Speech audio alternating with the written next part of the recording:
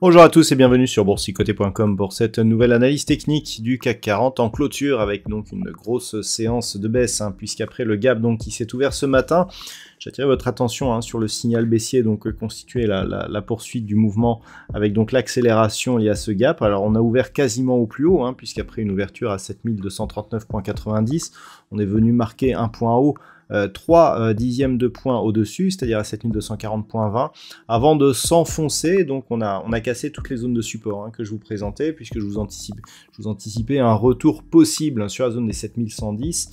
Eh bien, on est venu en dessous, puisqu'avec un plus bas à 7065 points, le CAC 40 est légèrement remonté en fin de séance à 7082,29 et perd donc 3,13% par rapport à la clôture de la séance précédente. Donc, il s'agit plus d'une poursuite de la phase de consolidation, mais vraiment d'une accélération à la baisse qui vient même casser ici le point bas que nous avions eu au début du mois de juin. Au niveau des indicateurs techniques, donc sans surprise, on est dans une grosse dynamique baissière. Alors au niveau des histogrammes du MACD, on repasse dans la partie inférieure de la zone d'évolution. Au niveau du RSI, on se rapproche de la zone de survente. Ce n'est pas encore très prégnant sur cette unité de temps, mais sur des unités de temps plus courtes, c'est beaucoup plus important. Et au niveau des volumes, on a des volumes supérieurs à la moyenne, donc ce qui souligne le côté conviction de ce que nous avons sur ce mouvement. Alors, au niveau des valeurs, on a aussi énormément de gros décalages. Donc au niveau des plus fortes hausses, eh bien, ça va aller vite, il n'y en a pas. Aucune valeur dans le vert dans le CAC 40 pour ce soir.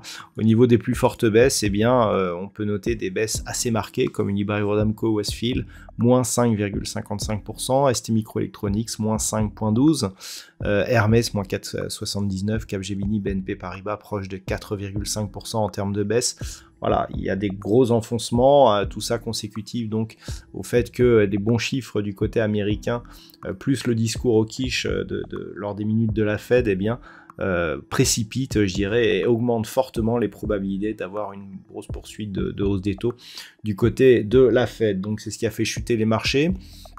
On a donc un CAC 40 qui enfonce ici toutes ces zones de support, oui. Et clairement, voilà, là où je vous indiquais ce matin que nous étions, on peut voir l'unité de temps 4 heures, pour revenir justement sur cette analyse. Voilà, ce matin, je vous disais, l'objectif lié à la cassure ici du retracement à 61,8% de Fibonacci, c'est un retracement total de la dynamique. Bien entendu, je pensais qu'on allait au moins avoir une réaction sur cette zone des 7105 points. On n'a rien eu du tout. On est vraiment passé, on a traversé ici comme dans du beurre. Et puis le plus bas ici a été cassé et il agit même comme zone de résistance actuellement. C'est un plus bas proche des 7080 points.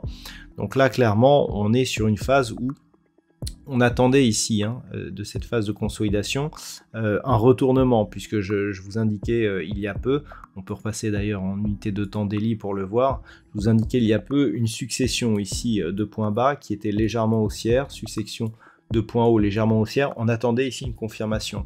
Et rappelez-vous, quand je vous ai dit que le fait de se retourner ici sur une projection de ces deux précédents points hauts significatifs n'était pas anodin, c'était technique. Suite à ce retournement, on commence à marquer un premier gap, et là un deuxième gap, effectivement, surtout qui s'ouvre dans une zone où les gaps avaient lancé des dynamiques relativement fortes. Je vous en ai parlé ce matin. Mais là, clairement, je ne m'attendais pas à ce que l'on ait une si forte baisse, mais finalement, le marché a confirmé cette configuration technique et donc a enfoncé toutes les zones de support ici pour clôturer sous la zone des 7100 points. Donc, il s'agit d'un signal important, d'autant plus que les volumes sont supérieurs à la moyenne.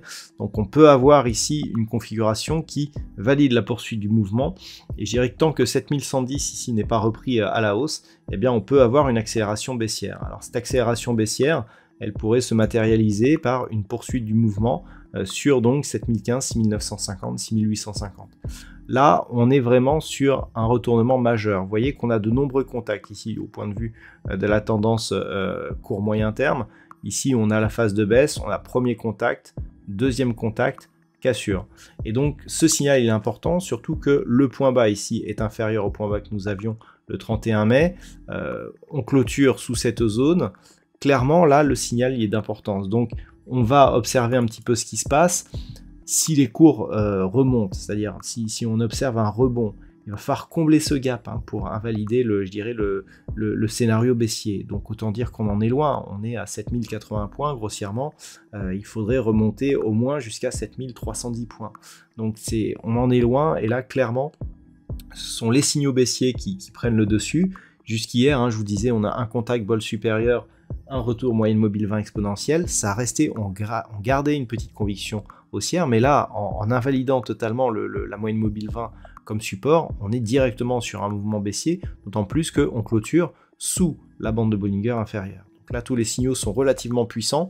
Donc demain, on observera ce qui se passe. Donc première zone ici à observer en cas de rebond, 7110, puis 7175. Tant que l'on reste sous 7175, on est potentiellement sur une dynamique baissière très forte. Il faudrait au moins revenir au-delà des 7250 pour commencer à affaiblir cette dynamique.